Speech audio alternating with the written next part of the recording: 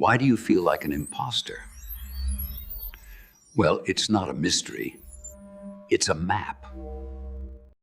Have you ever stood in the middle of your own life and felt like a guest? You know the furniture, you recognize the faces, you say the right lines at the right time, but deep down, there's a quiet, persistent hum of wrongness.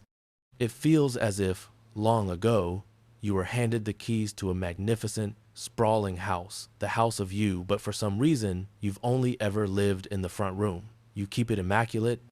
The sofa is placed just so. The windows are spotless. The conversations are polite and predictable. This room is safe. It's approved. It's the version of you that everyone claps for. But at night, when the world goes quiet, you hear sounds from the rest of the house. A floorboard creaking upstairs.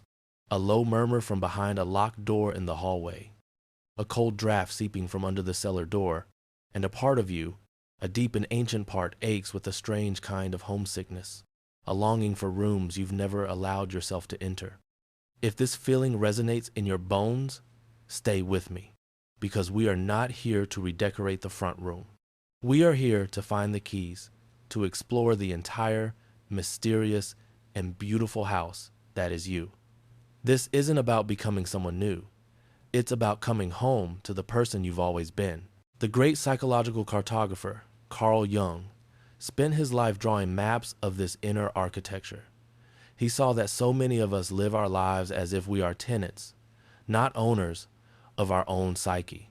That pristine front room we work so hard to maintain, Jung had a name for it, the persona.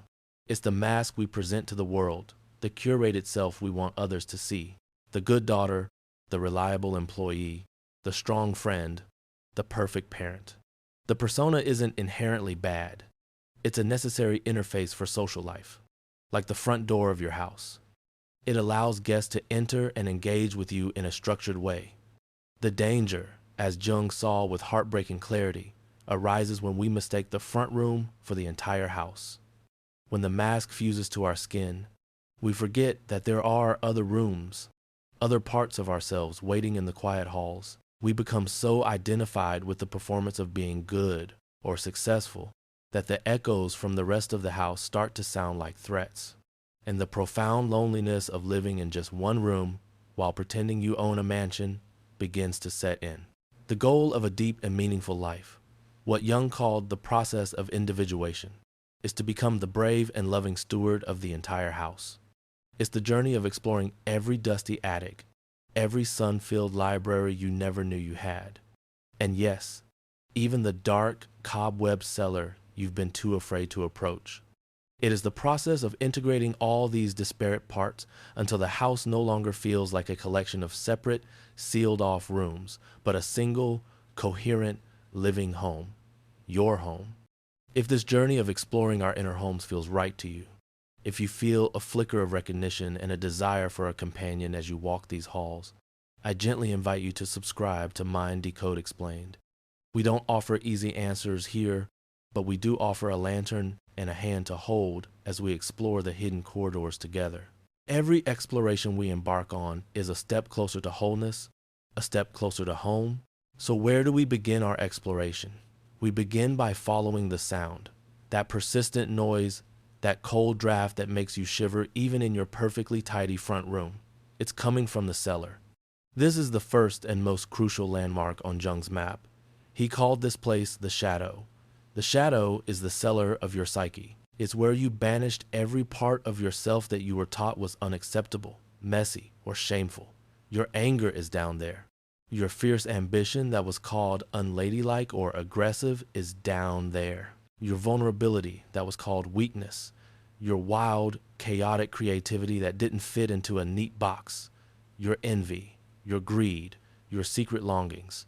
When you were a child, someone, a parent, a teacher, society itself handed you a blueprint for the acceptable front room and told you to lock the rest of the house away.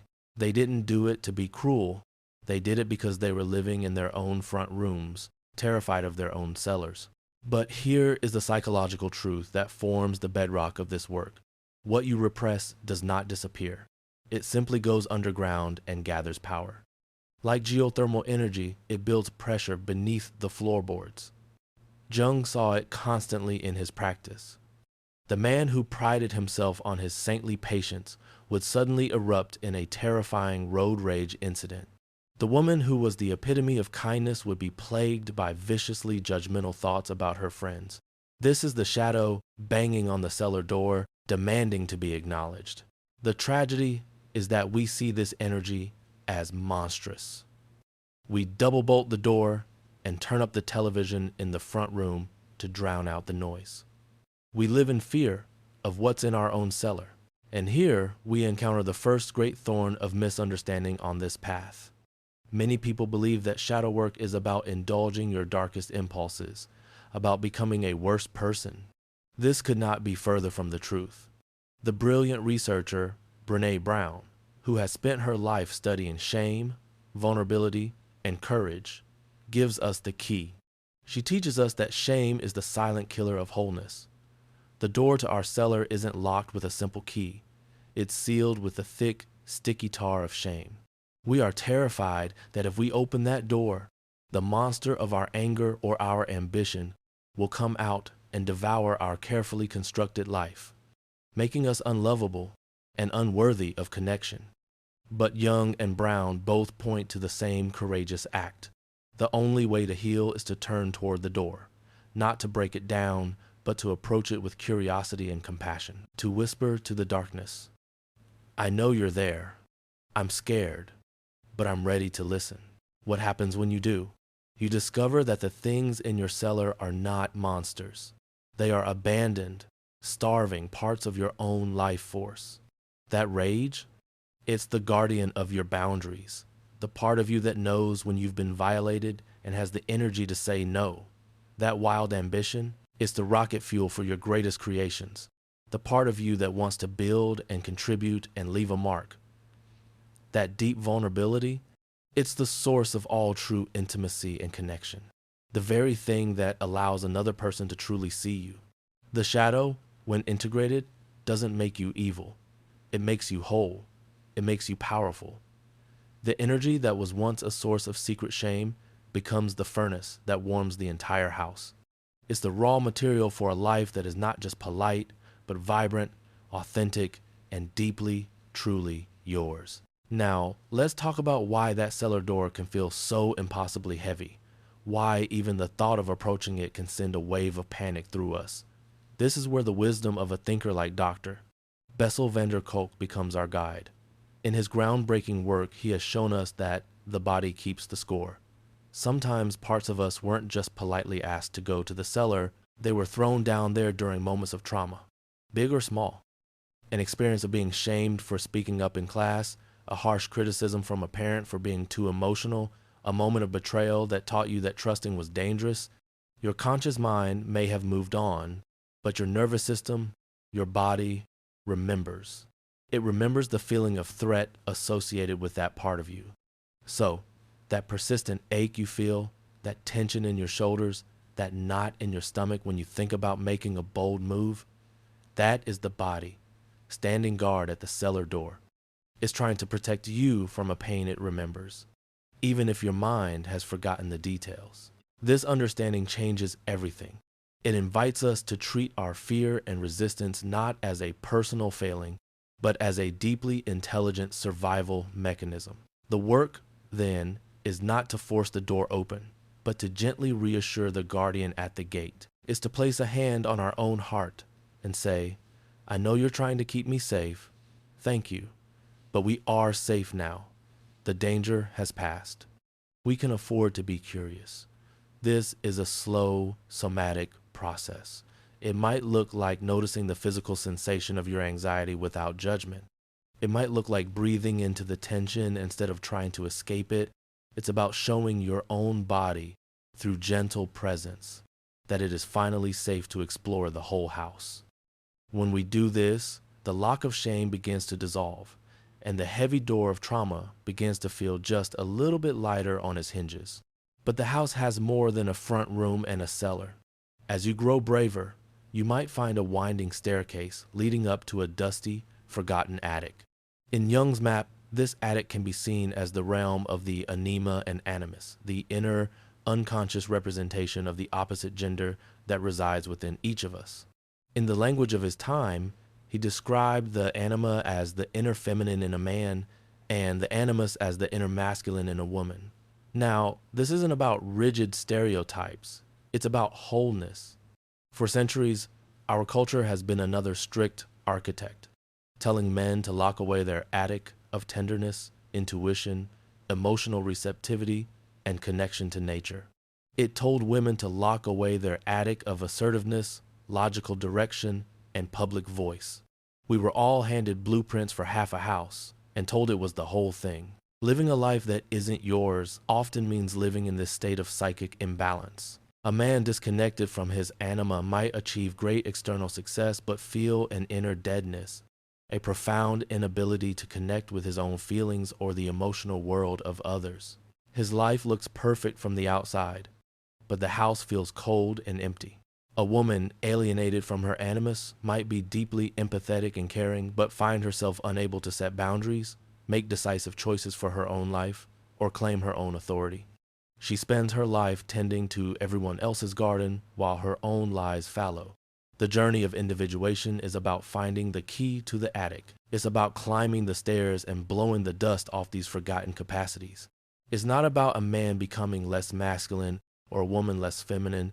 It's about a man integrating his capacity for feeling to become a more whole and grounded man. It's about a woman integrating her capacity for assertion to become a more sovereign and powerful woman. It is about claiming the full spectrum of your human inheritance so that you can navigate the world with both strength and sensitivity, with both a clear mind and a wise heart. It's about allowing the light from the attic windows to illuminate the entire home.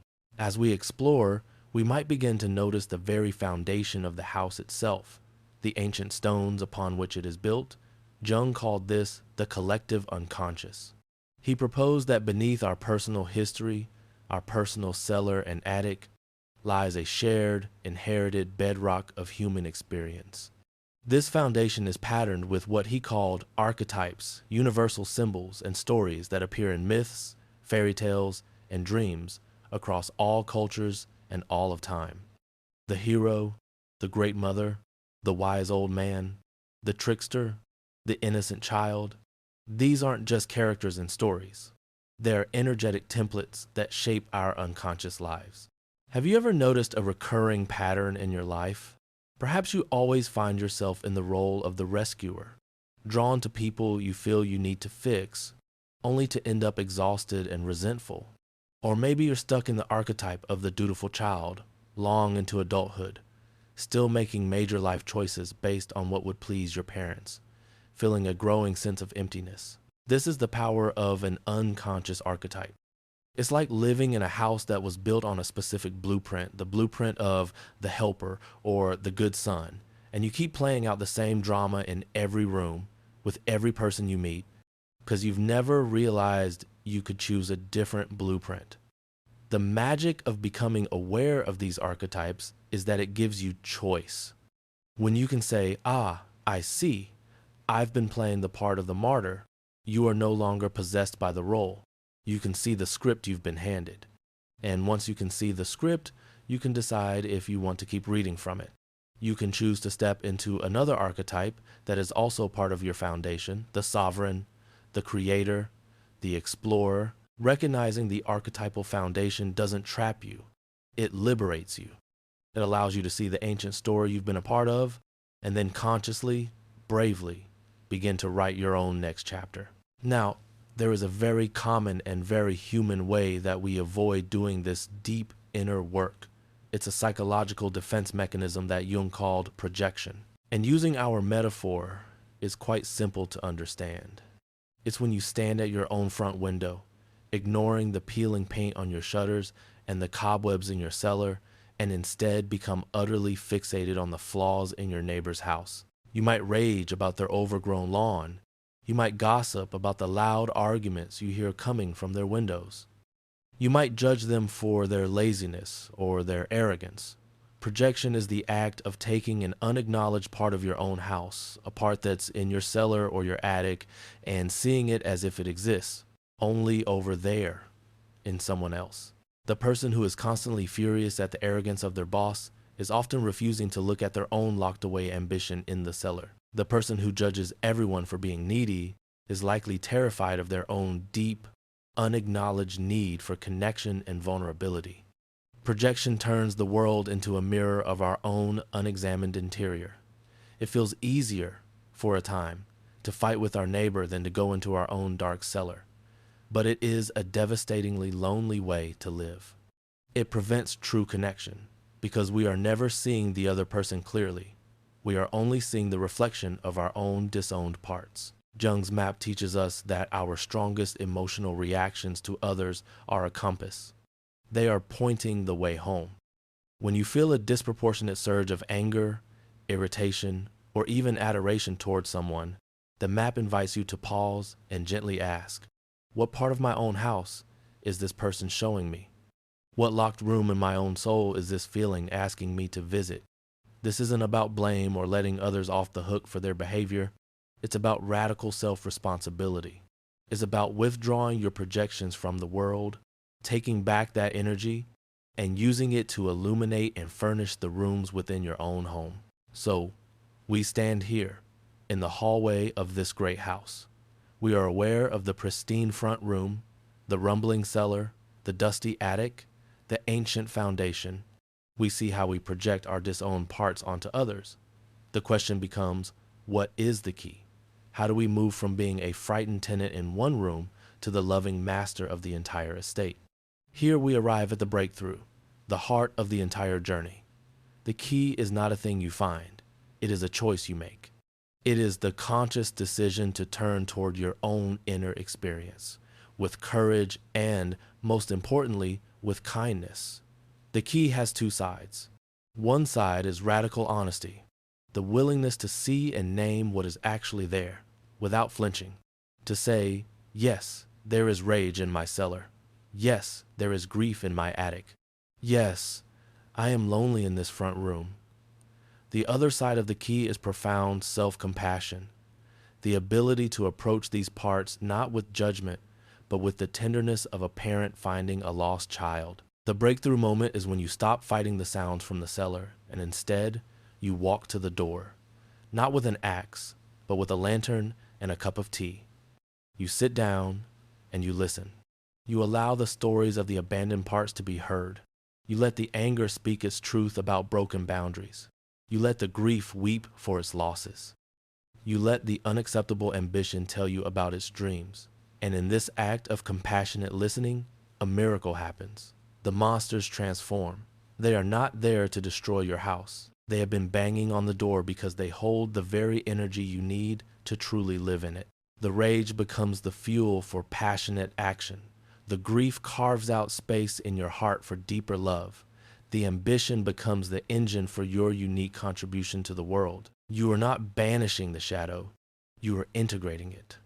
You are bringing the raw, powerful energy from the geothermal core in your cellar and channeling it into the furnace that warms every single room in the house of you. The house comes alive. And this brings us to the final, beautiful stage of the journey, empowerment. This isn't a final destination, but a new way of living. Once you have begun the work of exploring and integrating the various rooms of your inner home, you are no longer just a resident.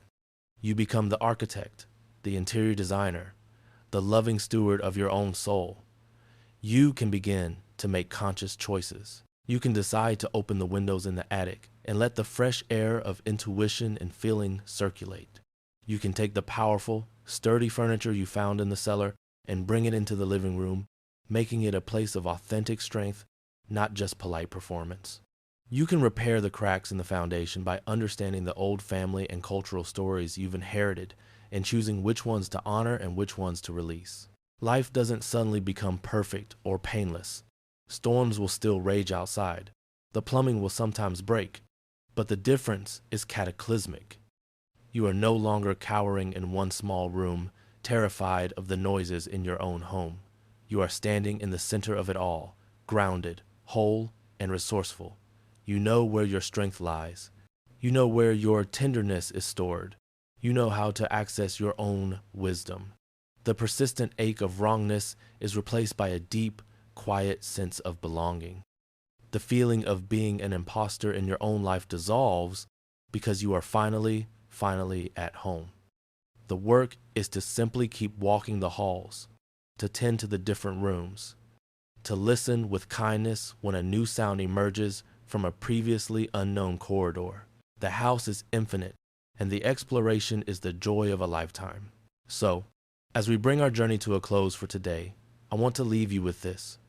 That quiet, impossible feeling that your life isn't yours, it is not a curse.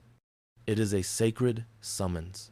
It is the sound of your own soul, calling you out of the small, cramped front room and into the magnificent, wild, and beautiful totality of your own being. It is the call to come home. Carl Jung's greatest gift was not a set of rigid doctrines, but a map back to the self. He reminded us of the truth captured in his most famous words, "Until you make the unconscious conscious, it will direct your life and you will call it fate." The journey we have spoken of today is the journey from fate to destiny, from a life that happens times to times you to a life that flows times from times you. If this exploration has stirred something in you, if the metaphor of your own inner house now feels a little more real, I invite you to do one small, courageous thing. In the comments below, perhaps you could share one room in your own house that you feel you've kept locked for too long. Not as a confession to be judged, but as a quiet, brave act of turning the key, a declaration that you are ready to explore. Sharing your truth gives others the courage to explore their own. And if this map has helped you see a path where before you only saw a wall, please consider sharing this with someone else who might be standing in their own front room feeling that same homesickness. To continue these explorations with us, to have a steady companion on this path of coming home, please subscribe. The work is deep, but you do not have to do it alone. The front door is open. The house is waiting. Welcome home.